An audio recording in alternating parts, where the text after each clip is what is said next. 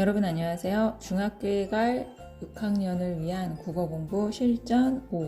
오늘은 5번째 시간입니다. 오늘부터는 소설을 들어갈 건데요. 우리 문학의 대표적인 4가지 장르가 시, 소설, 수필, 극이 있었고요. 그 중에 2번째인 소설 시간입니다. 그런데 소설은 시와 함께 굉장히 중요한 파트예요. 그래서 다시 새롭게 열심히 잘 공부했으면 좋겠어요. 먼저 꿈틀 36쪽을 펼쳐주세요. 자, 꿈틀 36쪽을 펼치면 소설의 개념과 특성이 나옵니다. 우리 공부할 때 항상 정의가 나오면 그 정의에서 키워드를 꼭 뽑으라고 했죠. 바로 소설의 정의는 현실에 있음직한 일을 작가가 상상하여 꾸며 쓴 이야기인데요. 거기에서 키워드는 바로 있음직한 일, 상상, 꾸며 쓴 이 키워드입니다. 특히 있음직한 일에는 개연성이라고 써주세요. 바로 한마디로 말이 되어야 된다라는 얘기죠. 자, 그 다음 밑에 보면 이 소설이 다양한 특성이 나오는데요. 바로 허구성, 산문성. 자, 그럼 허구성에서는 있음직한 일, 상상이 키워드예요. 동그라미를 쳐주고요. 그 다음 산문성에서는 키워드가 뭘까요? 바로 줄글이에요. 그래서 우리 소설을 산문이라고 하고 시는 운문이라고 하죠. 그래서 시에서는 운율이라는 말이 나와서 운이라는 말이 굉장히 많이 나와요. 자, 그 다음 3번째는 서사성인데 이 서사성이라는 말을 친구들이 잘 이해를 못하더라고요. 서사성이라는 말은 바로 일정한 흐름에 따라가 키워드예요. 일정한 흐름. 자, 그 다음 모방성은 본뜨거나 반영이 바로 키워드예요. 그 다음 진실성은 삶의 진실이 키워드인데요. 이 진실성이라는 말이 뭐 참이냐 거짓이냐 진짜냐 가짜냐를 말하는 게 아니라 삶의 다양한 모습, 뭐 아름다운 모습, 추한 모습, 인간의 다양한 모습을 진실되게 이야기한다. 그래서 바로 진실성이죠. 자, 그 다음 예술성. 예술성에서는 아름다움이 키워드입니다. 자, 그럼 우리 소설의 3요소 가볼까요? 자, 시의 3요소는 뭐였는지 기억나나요? 자, 시의 3요소는 주제, 운율, 심상이었죠. 자, 그럼 소설의 3요소는 주제, 구성, 문체예요.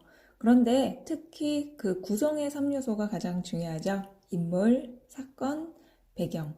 그래서 우리가 독서 수업을 할 땐 항상 인물관계도를 작성을 해오라고 아이들한테 이야기책이 나갈 때는 꼭 인물관계도를 작성을 해왔어요. 사실 소설에서는 어떻게 보면 인물이 가장 중요하다고 볼 수 있죠. 자, 이렇게 해서 우리가 36쪽의 소설의 개념과 특성을 이제 중요한 키워드를 체크했다면 그 옆에 있는 1번, 2번, 3번 문제를 잘 풀어보세요. 꼭 버튼 멈추고 푼 후에 채점까지 해보세요. 자, 그럼 36쪽을 잘 완수했다면 이번엔 37쪽으로 가요. 바로 소설 구성의 3요소 중에 하나였던 인물이 있었죠. 자, 그럼 인물은 바로 37쪽에 작가의 상상력으로 창조되어 소설 속에 등장하는 사람이나 존재예요. 자, 그래서 사람이 아니라 동물이나 사물도 될 수 있죠. 자, 그럼 밑으로 가면 인물 유형이 나와 있는데요. 자, 이 인물 유형은 우리가 어휘를 익힌다는 측면에서도 굉장히 잘 알아둬야 해요. 특히 인물 유형은 우리 37쪽에서 38쪽에 거쳐서 1, 2, 3, 4 괄호가 있고요. 각각의 인물 유형에서 서로 대립된 개념들이 나오니까 잘 봐두세요. 자, 먼저 1번 중요도에 따른 인물 유형에서 중요도에 동그라미 치세요. 자, 그리고 중요도에 따른 인물 유형에는 중심 인물과 주변 인물, 그래서 중심, 주변 이렇게 동그라미를 쳐주세요. 중심 인물은 주인공, 주변 인물은 보조 인물, 즉 조연이라고 할 수 있죠. 춘향과 몽룡이가 중심 인물이라면 주변 인물은 향단이와 방자. 그런데 이게 시대에 따라서 달라지죠. 뭐 예를 들면 방자를 주인공으로 한 경우에는 그 경우에는 방자가 중심 인물이 되고 춘향이와 몽룡이가 주변 인물이 되는 거죠. 자, 그 다음 역할에 따른 인물 유형에는 자, 역할 동그라미 치고요. 자, 주동, 반동 인물. 즉 주동인물은 주제와 같은 방향으로 움직이는 인물, 반동인물은 그 주제와 반대로 움직이는 인물인데요. 주동인물이 항상 착한 사람일까요? 그렇진 않아요. 또 반동인물이 항상 나쁜 사람이 아니겠죠. 그래서 예를 들면 이제 흥부전에서의 흥부가 주동인물이고 놀부가 반동인물이라면, 예를 들면 얼마 전에 이제 개봉했던 조커라는 영화에서는 주동인물이 조커가 되는 거죠. 자, 그리고 반동인물은 이 조커를 잡으려는 사람이 되겠죠. 그래서 주동인물과 반동인물 개념도 알아두고요. 그 다음 세 번째는 성격 변화에 동그라미를 쳐주세요. 자, 성격 변화에 따른 인물 유형은 평면적 인물과 입체적 인물이 있어요. 자, 평면적 인물은 성격이 변하지 않는 인물, 입체적 인물은 성격이 변화하는 인물. 그래서 입체적 인물은 대표적인 게 아까 말씀드렸던 바로 조커라고 할 수 있겠네요. 자, 그 다음 한 장을 넘겨서 38쪽으로 가면 집단의 대표성에 따른 인물 유형이 있는데 이 개념을 조금 학생들이 어려워했어요. 자, 한 집단을 대표하는 인물과 그렇지 않은 인물, 그래서 전형적 인물, 그리고 개성적 인물이죠. 자, 전형적 인물은 예를 들면 효녀의 아이콘, 효녀의 대표, 바로 심청이, 착한 사람의 대표, 흥부. 반대로 개성적 인물은 자기 개성을 뿜뿜 뿜어내는 인물이죠. 그래서 동백꽃의 점순이, 특히 이 점순이를 남학생들이 굉장히 무서워해요. 이 점순이가 자기 사랑을 안 받아준다고 왜 그 소설 속에 나의 암탉을 왜 납치해가지고 막 배를 때리죠. 그리고 수탉 납치해서 자기네 집 수탉하고 막 닭싸움 붙이고요. 자, 그래서 굉장히 개성적인 인물이에요. 자, 그럼 한번 연습을 해볼까요? 자, 제가 어떤 인물 유형을 얘기하면 무조건 그 반대쪽에 있는 인물 유형을 얘기하는 거예요. 자, 중심인물, 주동인물, 평면적 인물, 전형적 인물. 자, 어떻게 바로바로 답이 나오나요? 자, 그럼 이번에는 반대로 해볼게요. 자, 입체적 인물. 자, 그럼 평면적 인물이 바로 딱 나와야 되겠죠? 자, 반동인물, 개성적 인물, 주변 인물. 자, 이렇게 인물 유형을 연습을 해두면 나중에 여러분이 소설을 읽거나 영화를 볼 때 인물을 굉장히 입체적으로 재미있게 볼 수 있어요. 자, 그럼 37쪽, 38쪽을, 자, 이 버튼을 잠깐 멈추고, 자, 문제를 한번 풀어보세요. 자, 문제를 풀 땐 여러분이 아직 중학생이 아니고 어려우니까 옆에 있는 개념들을 다 보면서 풀어야 돼요. 그러려면 하나도 틀리면 안 되겠죠. 옆에 걸 꼼꼼히 보면서 풀어보세요.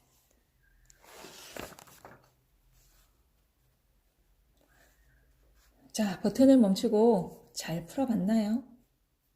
자, 그럼 이번엔 39쪽에 갈등으로 갈게요. 자, 갈등은 소설에서 굉장히 중요한 개념이죠. 자, 갈등은 키워드가 바로 대립입니다. 자, 갈등은 칡과 등나무라는 뜻인데요. 이게 얽힌 것처럼 바로 서로 충돌하는 것을 가리킵니다. 자, 밑에 갈등의 역할이라고 해서 점 4개가 보이죠? 그 부분도 눈으로 잘 봐두세요. 자, 그리고 밑으로 내려가면 갈등의 종류가 나와 있는데요. 갈등의 종류는 내적 갈등과 외적 갈등으로 나뉘고요. 내적 갈등은 마음속 갈등이죠. 예를 들면 천사가 속삭이거나 악마가 속삭이는. 자, 그럼 외적 갈등은 인물이 누구와 갈등하느냐. 자, 외적 갈등엔 총 4가지가 있는데요. 인물과 인물의 갈등, 인물과 사회의 갈등, 인물과 자연, 인물과 운명. 그럼 일단 인물과 인물의 갈등은 우리가 소설에서도 흔히 보니까 알겠는데 인물과 사회의 갈등은 어떤 게 있을까요? 예를 들면 사랑손님과 어머니에서 과부의 재혼을 사회적으로 허락하지 않는 그 분위기, 그 관습과 어머니가 갈등을 하는 거죠. 자, 그 다음 인물과 자연의 갈등은 예를 들면 노인과 바다에서 이 물고기를 잡으러 나갔는데 그 청새치를 잡았는데 이 노인이 상어떼를 만나서 죽을 힘을 다해 싸우는 그 부분. 또 자연재해를 사람들이 이겨내려고 하는 부분. 이걸 바로 인물과 자연의 갈등이라고 볼 수 있죠. 자, 그럼 인물과 운명의 갈등은 뭘까요? 예를 들면 내가 조선시대에 태어났는데 노비로 태어났어요. 노비의 자식으로 태어나서 나도 노비로 살 운명인데 그 운명에 저항하는 거예요. 그래서 도망가서 신분 세탁을 하고 새로운 신분으로 살고, 또는 내가 엄청난 병에 걸렸어요. 죽을 병에 걸리고 죽을 운명에 처해 있는데 이걸 어떻게든 이겨내려고 하는 그 처절한 몸부림, 이런 것도 인물과 운명의 갈등이 되겠죠?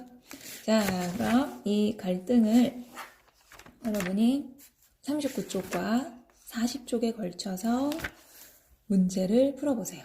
꼭 버튼을 멈추고 지금 풀고 채점을 반드시 해야 합니다. 이건 누가 보는 것이 아니니까 여러분 스스로 자발적으로 반드시 해내야 돼요. 자, 이렇게 계속되는 반복과 연습이 여러분의 실력을 쌓게 해줍니다. 자, 그럼 지금 바로 버튼을 멈추고 해보세요.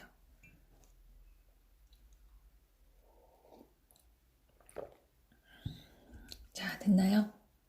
자, 그럼 오늘은 소설의 개념을 알아봤어요. 자, 소설의 키워드가 뭐라고요?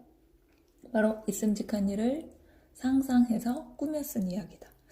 내친 김에 복습 좀 해봅시다. 자, 시의 키워드가 뭐였죠?